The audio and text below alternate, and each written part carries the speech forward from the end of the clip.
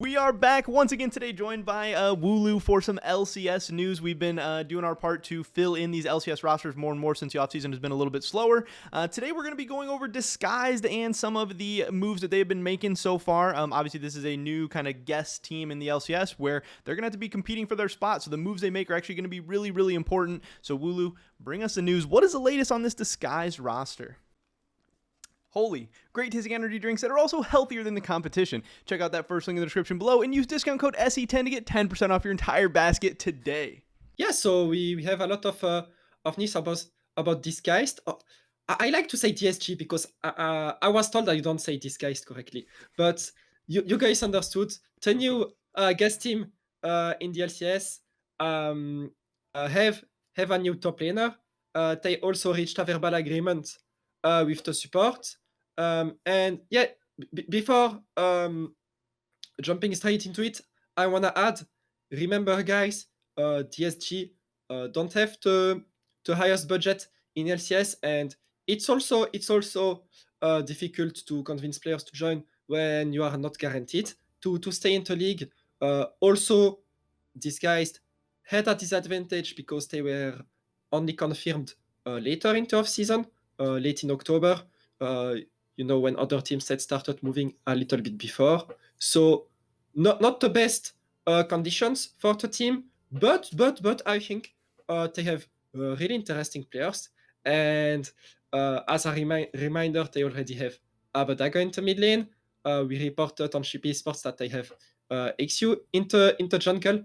And yeah, they have also reached last weekend a verbal agreement with their top laner. And little teaser, their top laner is Castle, the South Korean top laner that played for Immortals this year. Yeah, nice. I mean, it's a good pickup. And like you said, there was definitely some disadvantages to Disguise in this offseason, stuff like that, the timing, the money, stuff like that. But still, I think just having that nice kind of whatever you want to call it, the nucleus to build around of XU and Abadage, that's honestly not a bad place to start. I think it's strong. And then getting the import top laner in here should hopefully be cool. It'll be interesting to see how he's going to work with this team and function and everything. And yeah, you have a little bit of more roster news for us as well. Yeah, before jumping into the support, I want to add too that, with Abadaga into Midland, that was locked for a little while now. Disguised, we're only allowed to bring in one more import player. Mm-hmm. And they chose Castle. The reason this is interesting is because it could have also been Yuji, because Yuji was their first option into jungle. And recent news came out that Yuji is not considered as an North American resident for next year.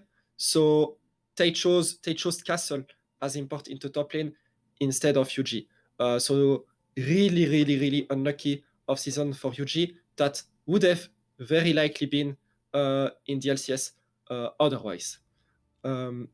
But yeah, no, it was definitely a really unfortunate situation that happened for him, and especially the timing of that too. Like you had said, like the timing for the team, timing for the players, so far into the offseason, because yeah, all of a sudden you find out, the whole offseason that people had been acting under is all changed now. It makes it hard for him to find a new spot, for teams to fit him into a new spot. Yeah, obviously he has to start looking at like different regions or taking an import slot. So very, very unfortunate for him. But yeah, it is interesting to hear that is maybe the way that Disguise would have went if that had obviously worked out differently. Yeah, definitely. And I mean, it's okay for these guys. They will still have an interesting roster, and their support. No need to introduce him to North American fans. It's Huhi. Huhi will be the support of DSG. Ignar was another player that was considered, but they have reached a verbal agreement with Huhi, which is only the ADC position left for DSG. And once that's settled, actually the LCS off season will be also kind of settled. So yeah, What do you think of this pickup, Germ? Yeah, I was gonna say it's just exciting that we are getting. Yeah, I'm looking at the transfer hub right now. It is exciting. We're getting closer and closer to actually filling in all these holes. I just laughed for a second because Ignar, it just that name. He just for the past couple of years, he's popped up on like every single roster or like as a potential for every single roster. Like every LCS team, if they don't have a supporter, they're looking for somebody. Just it's like, oh, they tried out Ignar. Or like, oh, it was almost Ignar. So it's just funny. But also Huhi, obviously, he's a guy who I know people have had different opinions on. Certain times he's looked really, really good, and certain times people have been like, oh, he's the reason why his team sucks or he's holding back his AD carry or whatever. But obviously, a guy who has had some success. He's a guy who knows about winning, LCS champion, some good stuff. So obviously, disguised, like you said, if they have the opportunities to bring in these people who know about the LCS and know how to win in the LCS and know how to get things done. Obviously, they're a new organization who's going to be trying to find things out and trying to figure things out. You know, coming up from the tier 2 and stuff like that. I think Huhi would actually be a nice part of maybe bringing in some like veteran leadership, even if there's questions about how he's going to play on the Rift and stuff. Obviously, the big deal is going to be who they pair him up with in the bot lane, but I don't think, especially for a budget team, that you should be upset about bringing in a guy like Huhi. I think it's a pretty cool pickup. Yeah, definitely. And it also means that there are a lot of veterans now on the DSG roster. But yeah, as you say, the last question to ADC, I can tease that it will probably be a rookie. So yeah, that's interesting. And yeah, Ignar, not on DSG, but will likely be on another team. Will be really interesting too. As you say, Ignar always pops up in interest of teams, but I can't blame NA teams because Ignar 1 year ago eliminated G2 out of Worlds with energy. So I'm still a bit traumatized from it. So I will always remember Ignar's name as well.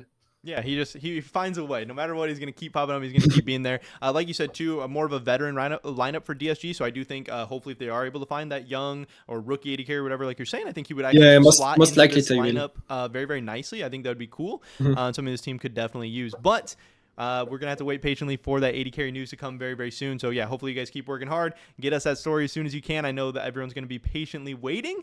And obviously, you'll be able to find it on the Sheep Esports website, YouTube, Twitter, all that good stuff. So, hopefully, we will catch you guys real soon. But thanks for tuning in. Yeah, thank you guys. Bye bye.